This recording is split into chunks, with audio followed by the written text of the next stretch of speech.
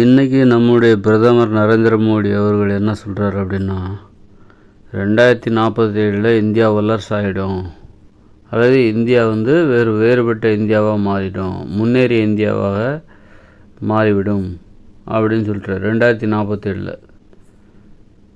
நாம் என்ன சொல்கிறோம், நான் என்ன சொல்கிறேன், 2040 தற்போதுள்ள இயந்திர அறிவியல் உள்ள இந்தியா மட்டும் கிடையாது, உலகத்தில் உள்ள எல்லா நாடுமே இயந்திர அறிவியல் உலகமே செயலிழந்து போயிடும். அது அமெரிக்காவாக இருந்தாலும் சரி, இந்தியாவாக இருந்தாலும் சரி, எந்த ஒரு நாடாக இருந்தாலும் செயலிழந்து போயிடும்னு சொல்கிறேன். எதுக்காக நான் இதை சொல்ல வரேன்னா, அதாவது ஒரு பிரதமர் என்ன சொல்ல வர்றாரு, 2040 இந்தியா ஒரு முன்னேற்றம் அடைந்த இந்தியாவாக வேறு மாதிரி மாறிடும், இயந்திர அறிவியல் தொழில்நுட்பத்தில் பயங்கரமாக முன்னேற்றம் அடைந்த ஒரு நாடாக மாறிவிடும் அப்படின்ற. இந்த மாதிரி தான் தப்பு கணக்கு போடக்கூடாதுங்கிறதுக்காக தான் நான் என்னுடைய கருத்தை நான் முன்வைக்கிறேன், என்னுடைய யூகத்தை நான் முன்வைக்கிறேன். நான் சொல்வது சரியாகத்தான் இருக்கும் என்பதற்காகத்தான் இவ்வளோ வீடியோ நான் போடுறேன். நான் நான் ஏன் இவ்வளோ வீடியோ, அதாவது நான் வீடியோ ஒழுங்காக போட்டிருந்தேன்னா இது நான் முடிய போகிற காலகட்டம், என்னுடைய ஆராய்ச்சி முடிய போகுது. என்னால் முடிஞ்சது இவ்வளோ வீடியோ தான் என்னால் போட, ஒரு 2000 வீடியோன்னு வச்சுக்கோங்களேன், 2000 வீடியோ நான் போடுறேன்னு வச்சுக்கோங்க. என்னால் முடிஞ்சது முடிய போகிற காலகட்டத்தில், இந்த ஆராய்ச்சி முடிய போகிற காலகட்டத்தில் நான் அந்த வீடியோ என்னால் இவ்வளோ தான் போட முடிஞ்சுது. நான் ஒரு ரொம்ப அதாவது என்னுடைய ஆராய்ச்சி சொல்லப்போனால் அது சின்ன வயசுலேருந்தே ஆரம்பிச்சிருச்சு. அது எனக்கு தெரியாமல் நான் வேறு வழியில், அது வறுமை, மூட நம்பிக்கைகள், ஜாதி வெறி, இந்த மாதிரி நிறைய பழக்கங்கள் எனது கவனத்தை திசை திருப்பிடுது. அதனால் என்னால் என்னுடைய ஆராய்ச்சி நான் பண்ணல. அதனால் எனது ஆராய்ச்சி அல்லது நான் முன்வைக்கிற கருத்துக்கள்லாம் உங்களுக்கு ரொம்ப தாமதமாக கிடச்சிருக்கு.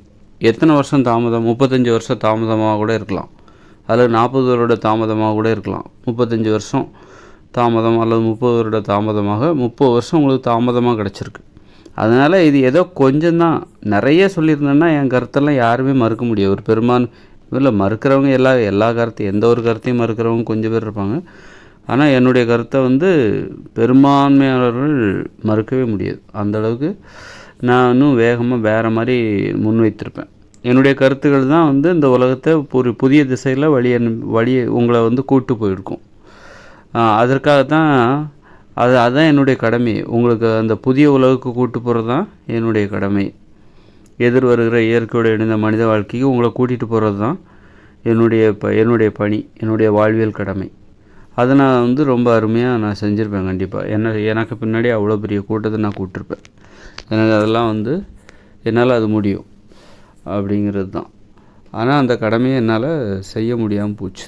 அதுதான் பேர்பட்ட யானைக்கும் அடிசருக்குங்கிற மாதிரி தான், அடிசருக்கும் அப்படிங்கிற மாதிரி தான் நான் எனது கடமையை செய்யாமல் போனது கூட அதுதான் காரணம்.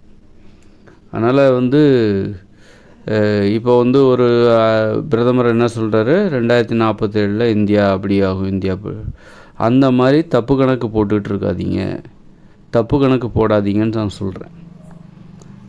அப்போ 2047 ஏதோ ஒன்று நடக்க போகுது, நீங்கள் வேறு தவறான வழியில் போகாதீங்க, சரியான வழியை நான் உங்களுக்கு சொல்லிட்டேன். நான் சொன்னது சரியாக இருக்குமா இல்லையாங்கிறத என்னுடைய ஏனைய வீடியோ நான் எல்லா விஷயத்தையும் பற்றி என்ன சொல்கிறேன், என்ன கருத்தை முன்வைக்கிறேன். விமர்சனம் இருக்கலாம், ஆனால் நான் உண்மையை சொல்கிறேன்னா அதாவது நான் உண்மைன்னு நினச்சி ஒரு தவறான கருத்தை கூட நான் சொல்லலாம். எனக்கு அது உண்மைன்னு நான் நினைக்கலாம், ஆனால் ஒரு தவறான ஒரு கருத்தை நான் முன்வைக்கலாம், அது வேறு விஷயம். பொய்ன்னு நினச்சி ஒருத்தன், அதாவது உண்மைன்னு நம்ப வைக்கிறக்காக ஒருத்தர் பொய் சொல்கிறது இருக்குல்ல, அது வேறு விஷயம். ஆனால் நான் உண்மைன்னு நினச்சி நான் சொல்கிற விஷயங்கள் இருக்குல்ல, அது தவறான கருத்தாக கூட இருக்கலாம். அதாவது ஏதோ ஒன்று, ஆனால் நான் நான் மையமாக எந்த கருத்தை முன்வைக்கிறேனோ அதில் நான் உறுதியாக இருக்கேன். மற்றபடி நிறைய எனக்கு தெரிந்த ஏதோ ஒரு கருத்து சும்மா சொல்லியிருக்கேன். அதில் ஏதாவது உங்களுக்கு விமர்சனம் இருக்கலாம், அதில் ஏதாவது சின்ன தப்பு கூட இருக்கலாம், இருந்துட்டு போட்டோம்.